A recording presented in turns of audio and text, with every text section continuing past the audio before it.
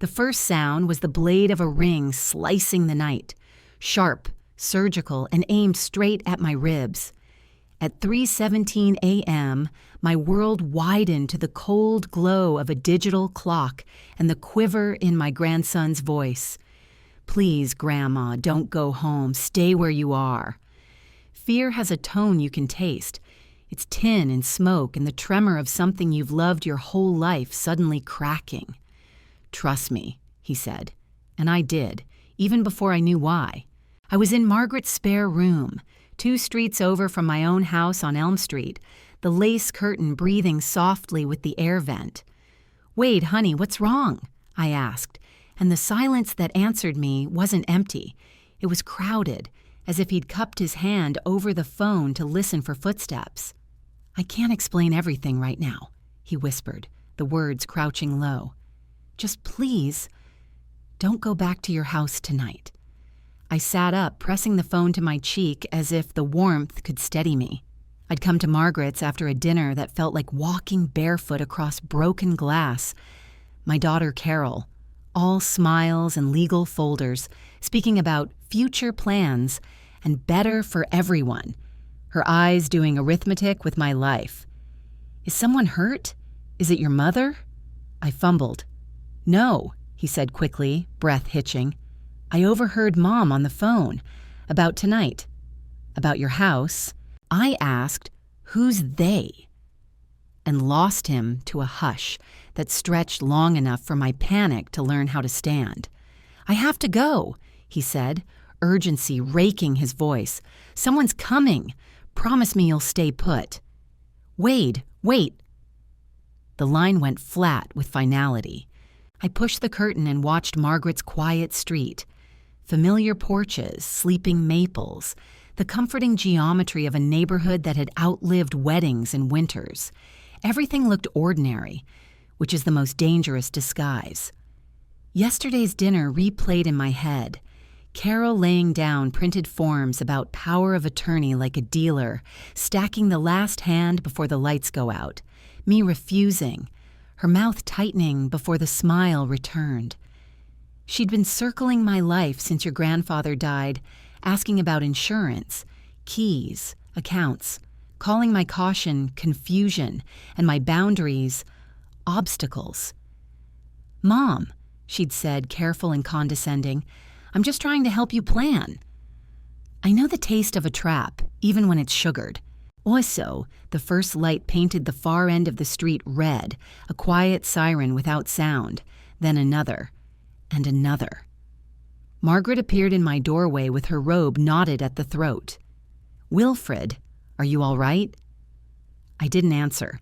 I counted the patrol cars turning past her corner, heading toward Elm. 1, 2, 3, 5, 7. They kept coming, a procession of urgency threading my neighborhood at 3:30 a.m., and when the last of them cleared the stop sign, I had counted 17. "Good heavens," Margaret breathed, joining me at the window. "What's all that commotion?" The truth landed like cold metal in my palm.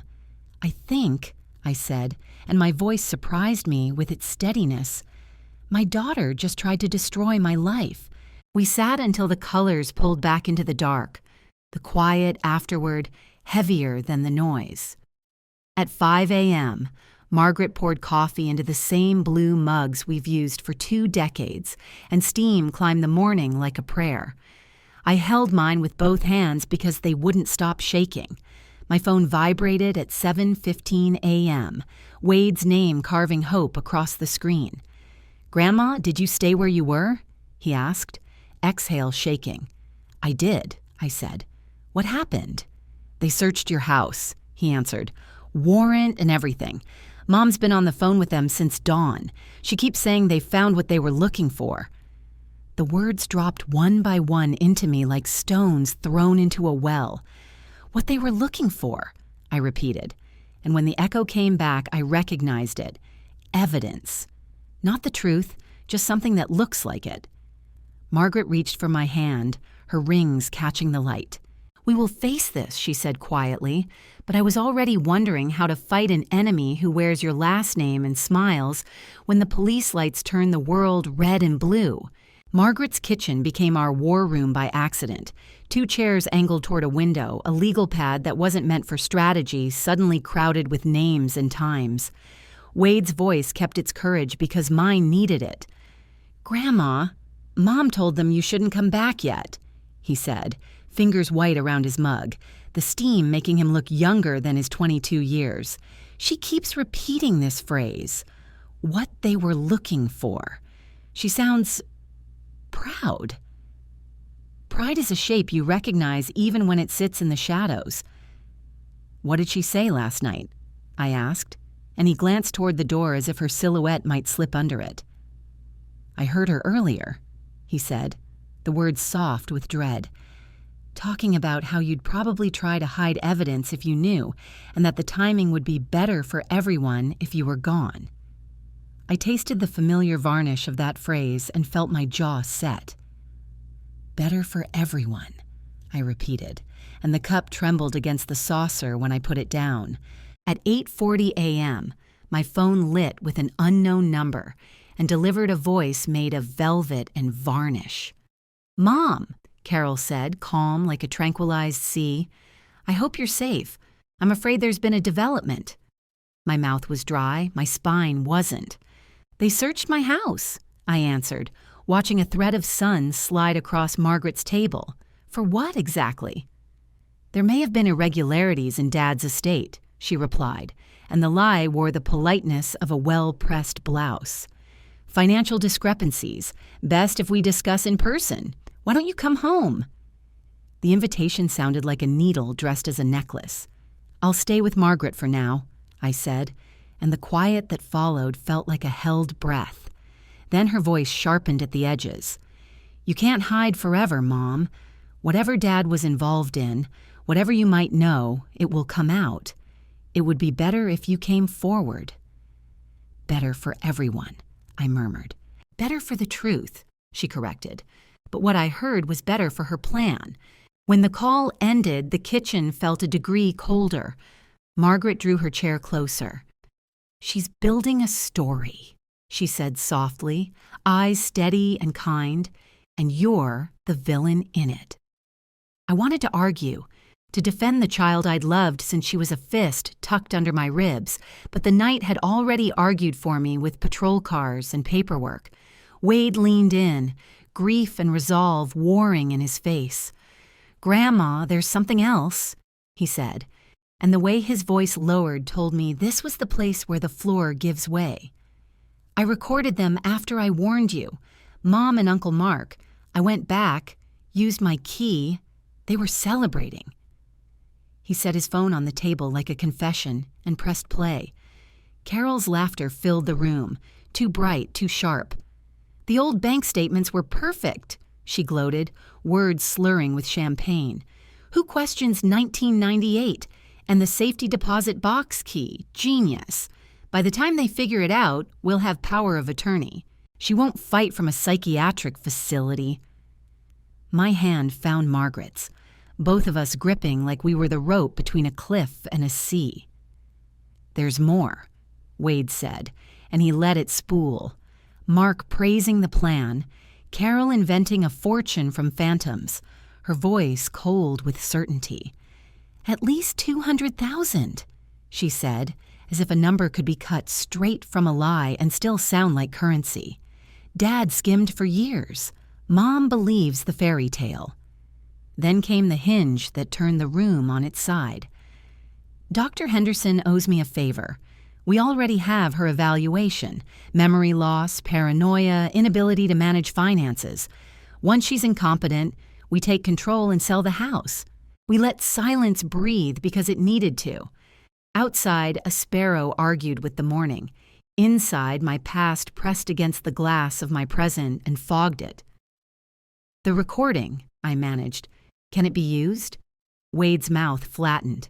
"I thought about that all night. Here, it's legal. One-party consent. I checked twice." I exhaled like someone opening a window. Then we do this the only way fraud understands, I said, backbone finding itself inch by inch. We make the story swallow its author. Wade nodded. You can't confront her yet. Let her think it's working. We'll collect proof and guard your edges. You go home and you act confused. You let her walk you toward Dr. Henderson while we wire the hallway with truth. The plan felt like wearing a dress inside out, every seam scratchy, every thread exposed. If she's willing to lock me away, I whispered, what else is she willing to do? Wade didn't answer because we both knew, and fear finally found a chair at the table and sat down with us. By 2 p.m., he had a checklist, Margaret had a folder, and I had a part to play. I would be the trembling woman who misplaces dates, the widow who second-guesses her own memory, the mother who nods when her daughter says, "This is for your own good." I felt the costume slip over me like someone else's coat. Wrong shoulders, wrong scent, and I buttoned it anyway. We gather, Wade said, tapping the list, eyes flint and promise. Real doctor, real bank manager, real employer records. And when Dr. Henderson tries to close the trap, we open the door to the truth. I straightened. Then I will be soft where she expects stone, I said, and the words steadied me. I'll go home. Margaret kissed my temple and whispered, "You won't be alone." And yet, when I crossed my threshold that evening and felt the almost imperceptible disorder in the air, I understood that aloneness is sometimes just the distance between what you know and what they need you to pretend. My house looked untouched, but I could feel the trespass like fingerprints on glass. The mail on the counter was stacked too neatly. The scent of someone else's perfume lingered faintly in the hallway, and my photo albums, 40 years of birthdays, weddings, and Christmas mornings, sat half an inch off from where I'd left them. Strangers had been here, searching through the quiet bones of my life for something that didn't exist. I stood in the doorway, palms damp, and whispered to no one. "You really did it, Carol." The doorbell rang 20 minutes later. She didn't knock. She never did. Carol breezed in with the confidence of someone rehearsing concern. "Oh, Mom," she said, wrapping me in a hug that made my skin crawl. "I'm so sorry about all of this. Are you holding up?" I kept my shoulders soft, my voice trembling just enough. "I don't understand, Carol. They said something about evidence. Your father and I always paid our taxes." She gave a patient smile that could slice a throat without leaving a mark. "I know, Mom, but sometimes people make mistakes. Even Dad." She placed a folder on the kitchen table and opened it like an offering. Inside were photocopied bank statements, supposedly from First National Bank, dated from 1998 to 2003. "These show deposits that don't match Dad's salary from the garage," she said gently. "Thousands in cash every month. Maybe side jobs, maybe something else. We just don't know." I studied the papers, pretending confusion instead of disgust. Whoever forged them had done their homework, the font, the formatting, the faded creases, but I'd balanced every checkbook of our marriage. "This can't be right," I murmured. "Your father would never—" "I understand how hard this is," she interrupted softly, "but the police think he might have been stealing from Peterson's garage for years." She drew out another sheet, a supposed rental agreement for a safety deposit box. "They found this key in your bedroom, in Dad's jewelry box." I leaned forward, heart hammering. The key looked old, worn smooth with use, but I'd never seen it before. Wade had told me she'd bought one just like it from an antique store weeks ago. "I don't remember this," I said truthfully. Carol tilted her head, eyes bright with false empathy. "Memory can be tricky at your age, Mom. Sometimes trauma makes us forget things." I wanted to slap that knowing expression off her face, but instead I nodded faintly. "What does it mean?" "It means Dad might have been hiding money," she said. "And if you helped him, even without realizing it, the police will have to investigate. You need to be careful." Maybe, let me help. There it was again, the wolf in caretaker's clothing. You've been under so much stress, she continued, her voice taking on that syrupy lilt people use on children. You've forgotten things lately. Remember calling me 3 times last week about Dad's funeral arrangements? I hadn't. And accusing me of lying about Margaret driving you to church? I blinked. The accusations were fabrications, carefully planted to sound like evidence of decline. Mom, she sighed, these are signs you need professional help. I've made you an appointment with Dr. Henderson for Monday morning. Every word came like a nail in a coffin she was building around me. I forced my expression into confusion. I don't need a psychiatrist, Carol. Her mask cracked for half a heartbeat before she smoothed it over. Mom, this isn't optional. Given what's happening and your confusion, the family decided it's necessary. The family, I echoed, almost laughing. She meant Mark, the man who hadn't held a real job in 10 years. What if I refuse? Then I'll have to take guardianship, she said, almost kindly. You're not competent to make medical decisions right now. When she finally left, the house seemed to exhale, and I let my face drop its performance. Margaret's words echoed in my mind. She's framing you, dear, and for the first time, I truly believed it. I locked the door, drew the curtains, and dialed my real doctor, Dr. Patricia Wells. Patricia, I said, my voice steadier than I felt. I need a full evaluation, physical and mental, before Monday. There was a pause on the line, a question unasked. I'm not sick, I added. I'm being made to look that way. By Friday, I had proof of my own sanity on official letterhead and the quiet fury of a woman who had been underestimated. Next came the bank. Tom Bradley, the manager, examined the statements Carol had forged. Mrs. Mitchell, he said, color draining from his face. These aren't ours. Wrong formatting, wrong account numbers. These are fraudulent. Would you put that in writing? I asked. He nodded. And you should call the police. Not yet, I told him. Not until I've caught her myself. That afternoon, I drove to Peterson's garage. Rick Peterson, who'd worked beside my husband for 20 years, went pale when I told him what Carol had claimed. Harold? A thief? He said, almost laughing. Your husband was the most honest man I ever met. I'll pull the books from storage. You'll have everything in black and white. By Sunday night, my kitchen table was covered with proof, statements, affidavits, and a clean bill of mental health. Wade sat across from me, serious and calm. Tomorrow, he said, you go to Henderson's office. Let him think you're confused. Let him believe you're falling apart. And if he tries to have me committed? I asked. He won't. Mom still needs time to get the paperwork ready. I'll be in the waiting room recording everything. I looked around the house one last time. The walls Harold had painted, the couch we'd saved 3 summers to buy. Tomorrow I would walk into the mouth of their trap. But I wasn't afraid anymore, because this time, the story they'd written for me wasn't the one I'd let them end on. Dr. Henderson's office smelled like stale coffee and manufactured comfort, the kind of place where empathy is rehearsed more than felt. The carpet was worn, the blinds half drawn, and behind the polished desk sat the man Carol had handpicked to bury me alive beneath his signature. He smiled the way predators do, wide enough to show sincerity, not enough to show teeth. Mrs. Mitchell, he said, gesturing toward the leather chair across from him, your daughter has told me so much about you.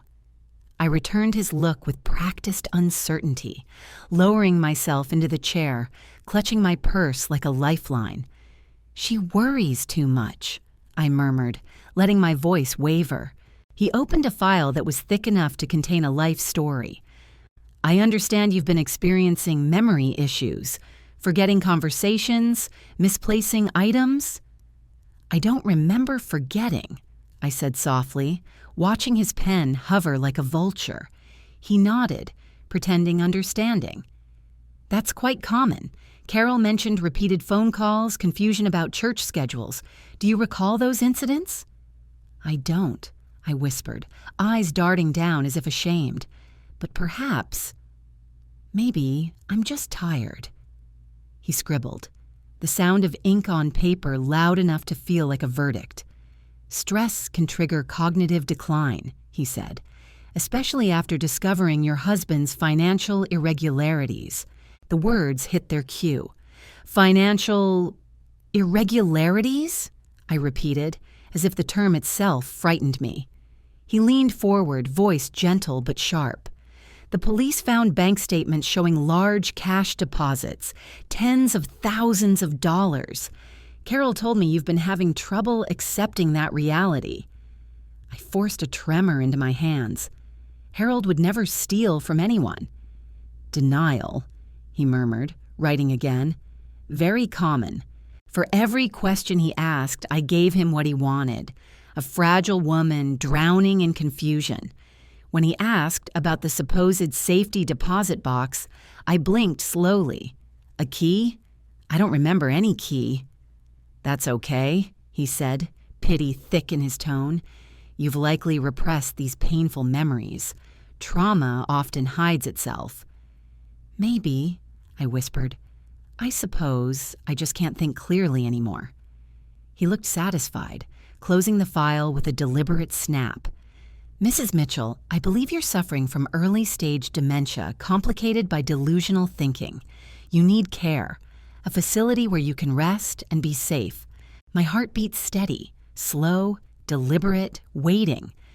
But I feel fine, I said, eyes wide.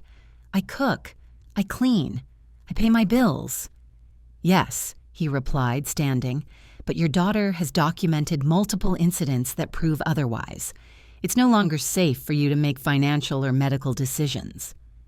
The trap was snapping shut when I asked quietly, May I use the restroom? He hesitated, then nodded. Just down the hall. The moment the door closed behind me, I texted one word to Wade, emergency. Then I breathed once, twice, and walked back into that office. Carol was there now, impeccably dressed, her smile stretched too tight. Mom, she said softly, Dr. Henderson explained everything. It's okay. We're going to take care of you. I don't want to go anywhere, I told her. I want to go home. You can't, she said gently. You're not well. The confusion, the paranoia, it's only getting worse. Dr. Henderson cleared his throat, suddenly the officiant of my erasure. Based on my evaluation and the documentation provided by your daughter, I'm recommending immediate psychiatric hold for 72 hours while we conduct further assessments. 72 hours. 3 days where she could sell my house, drain my accounts, rewrite my life in ink I'd never see dry. What if I refuse? I asked. Carol's mask slipped, her eyes hard as granite. You can't. You're not competent to refuse. A voice cut through the air like glass breaking. Actually, she can, because you're not her guardian anymore. We turned. A woman in a charcoal suit stood in the doorway, briefcase in hand, her voice cool and precise. I'm Sarah Chen, Mrs. Mitchell's attorney, and I suggest you sit down. Carol blinked, caught off balance for the first time. Who are you? The attorney your mother hired last week when she suspected you were plotting to defraud her, Ms. Chen said, stepping forward, and I have documentation proving every crime you've committed. She placed folders on the desk with calm precision. Forensic reports confirming the bank statements were forged, written testimony from the garage, and Dr. Wells's full medical evaluation proving my sanity beyond question. Dr. Henderson froze mid-breath. I don't understand, he stammered. Carol provided forgeries, Ms. Chen interrupted, which you agreed to corroborate in exchange for payment. That makes you complicit in attempted fraud and conspiracy to commit false imprisonment. Carol's voice cracked like ice. You can't prove... But Ms. Chen reached into her briefcase, produced a small recorder, and pressed play. Carol's laughter filled the room, tinny and vicious. The old bank statements were perfect. She won't fight from a psychiatric facility. The color drained from her face as the recording continued, her words unmistakable. Dr. Henderson stumbled back from his desk, horror dawning in his eyes. "In this state," Ms. Chen said calmly, "one-party consent is legal. Your nephew, Wade, was present and agreed to record the conversation. Everything you said is admissible." Carol's expression hardened into rage. "You think you've won, Mother," she hissed. "You have no idea what I'm capable of." But as the wail of sirens drew close, the sound of 17 cars that had once frightened me now brought a different kind of peace. The police were coming, not for me this time, but for her. The flashing lights painted the office walls in red and blue. The same colors that had haunted me that night on Margaret Street now turned merciful. When the officers entered, Carol's expression twisted between fury and disbelief.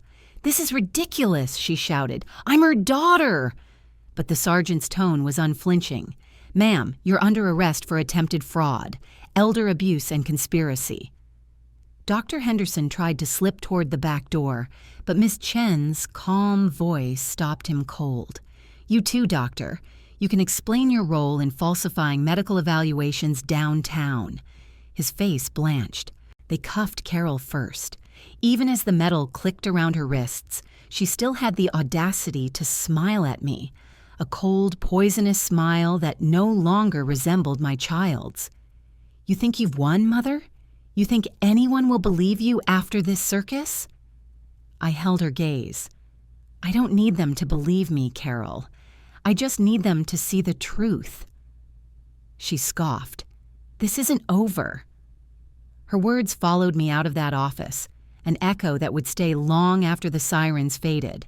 When the police cars finally disappeared down the street, silence returned like an exhausted guest. Wade helped me outside, his arm steady under mine. I hadn't realized how much I was shaking until we reached the car. "Grandma," he whispered, "it's done. You're safe."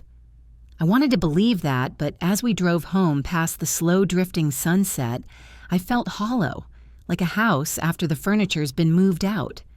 I watched the trees blur by and said quietly, "She looked just like herself until she didn't."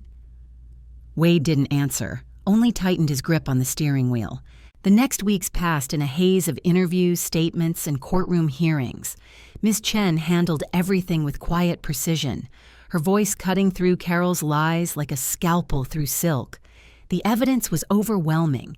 Every forgery traced back to Carol's printer, every fake account debunked by the bank, and that single recording sealing her fate beyond denial. Mark folded quickly under pressure, admitting his role and dragging Dr. Henderson down with him. In the end, the judge's gavel fell like a mercy. 5 years in prison for Carol, 2 for Mark, 18 months, and a revoked license for Dr. Henderson. I didn't cry when I heard the verdict. I'd already cried enough nights into my pillow, mourning a daughter who died long before any of this began. Wade came to every hearing, sitting behind me, steady as an anchor. When the final session ended, he leaned close and whispered, "You did it, Grandma." But it didn't feel like victory. It felt like survival. The days after the sentencing blurred together. Quiet mornings, phone calls from lawyers, the taste of coffee gone cold while I tried to remember what peace was supposed to sound like. Sometimes I'd walk through the rooms of my house and feel an invisible weight pressing against the walls, like the memory of what she'd tried to do still lingered in the air. Margaret stopped by one afternoon, bringing lemon cake and the gentle kind of silence only old friends know how to share. "You should sell this place," she said finally. "Start fresh." I smiled faintly. "This is my home." "It was," she said softly. "Now it's a memory with locks you can't trust." She was right.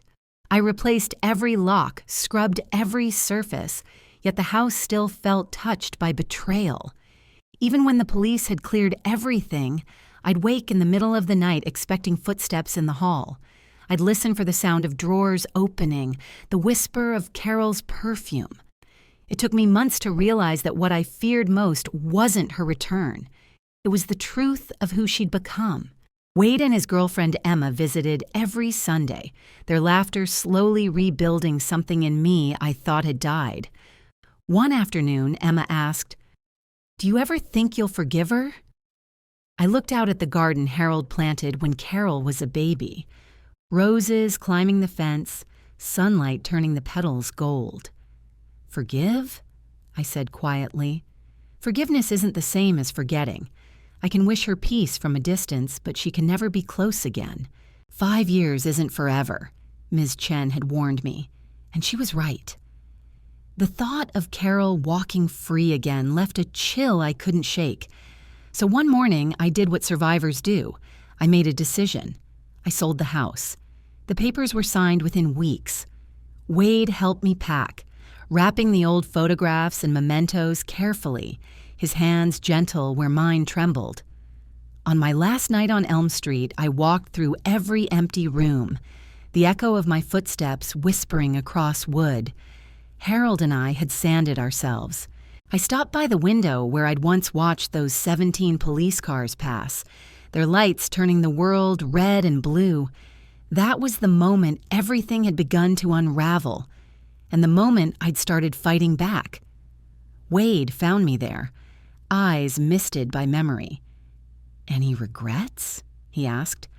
I smiled, shaking my head. "No, only lessons."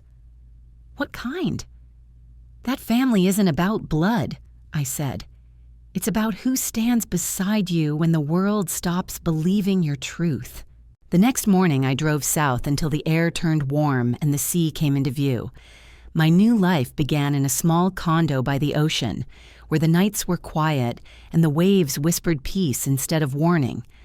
I volunteer now at the animal shelter, I bake on weekends, and I talk to Wade every Sunday. He's getting married next spring, and they've asked me to walk him down the aisle.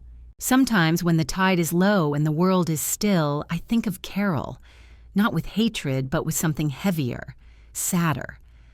I wonder if she ever realized the weight of what she lost, or if she still believes she was right. Maybe some people only see love as a thing to own, but I've learned that peace isn't given, it's chosen. I chose to survive. I chose freedom. If you stayed with me until the end, thank you. Tell me, what would you have done if it were your child? Have you ever faced betrayal from the ones you loved most? Share your thoughts in the comments, and don't forget to like, subscribe, and turn on the notification bell for more stories that remind us how strong the human spirit can be.